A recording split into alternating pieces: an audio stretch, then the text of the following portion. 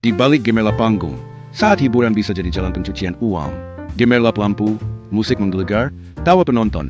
Siapa sangka di balik semua itu bisa tersisa uang kotor yang sedang dicuci menjadi tampak suci?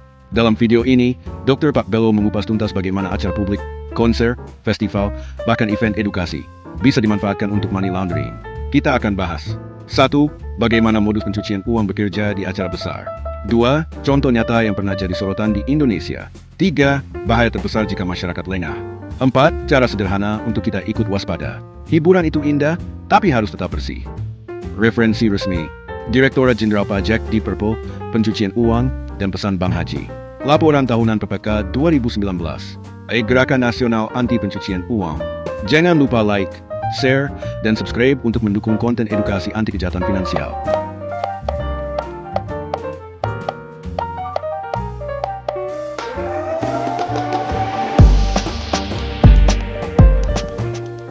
Halo sahabat semua, saya Dr. Pak Bello.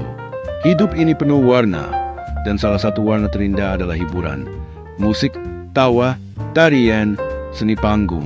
Saat kita datang ke sebuah konser atau festival, hati kita berbunga-bunga. Lampu gemerlap, dentuman musik, senyum orang-orang di sekitar. Tapi, pernahkah kita bertanya, dari mana semua biaya itu berasal? Apakah semua dana yang mengalir ke acara itu berasal dari sumber yang bersih? Hari ini, kita akan membahas sisi yang jarang terlihat tentang bagaimana acara besar bisa, dalam beberapa kasus, dimanfaatkan untuk money laundering atau pencucian uang. Sebuah panggung megah bisa menghabiskan miliaran rupiah. Biaya artis, peralatan, sewa tempat, promosi, semuanya membutuhkan dana besar. Di mata kita, sponsor-sponsor yang logonya terpampang hanyalah pendukung acara. Tapi, dalam beberapa kasus di berbagai negara, jalur sponsor ini ternyata menjadi pintu masuk dana haram. Bayangkan, dana dari korupsi, penipuan, atau perdagangan ilegal disulap menjadi dana hiburan. Masyarakat melihatnya sebagai kontribusi positif. Padahal itu adalah langkah awal proses pencucian uang. Money laundering adalah proses mengubah uang hasil kejahatan menjadi tampak legal. Biasanya ada 3 tahap. 1. Placement. Uang kotor dimasukkan ke sistem keuangan, misalnya lewat sponsor, donasi, atau pembayaran vendor. 2. Layering. Uang diputar melalui berbagai transaksi, supaya asal-usulnya sulit dilacak. 3. Integration. Uang sudah terlihat sah, bisa digunakan untuk membeli aset atau berinvestasi tanpa dicurigai. Acara publik, terutama yang melibatkan transaksi besar dan banyak pihak, bisa menjadi medan yang ideal untuk 3 tahap ini. Di Indonesia, pemerintah melalui PPK dan Kementerian Keuangan sudah sering mengingatkan tentang potensi ini. Misalnya, dalam artikel Direktorat Jenderal Pajak berjudul Di Perpo, Pencucian Uang, dan Pesan Bank Haji, dijelaskan bahwa aparat memiliki kewenangan menyelidiki aliran dana acara publik, termasuk konser, jika terdeteksi transaksi mencurigakan. Kasus ini bukan berarti konser di Perpo terbukti terlibat, tapi menjadi contoh bagaimana sektor hiburan diawasi karena rawan dijadikan jalur pencucian uang. PPATK juga melaporkan dalam laporan tahunan 2019 bahwa kegiatan hiburan dan event besar masuk kategori sektor berisiko tinggi terhadap pencucian uang. Artinya, secara global maupun nasional, risiko ini nyata adanya. Referensi Pajak Go ID, PIT PPRK Go ID, Gernas PPRK Go ID. Mari kita bayangkan satu skenario.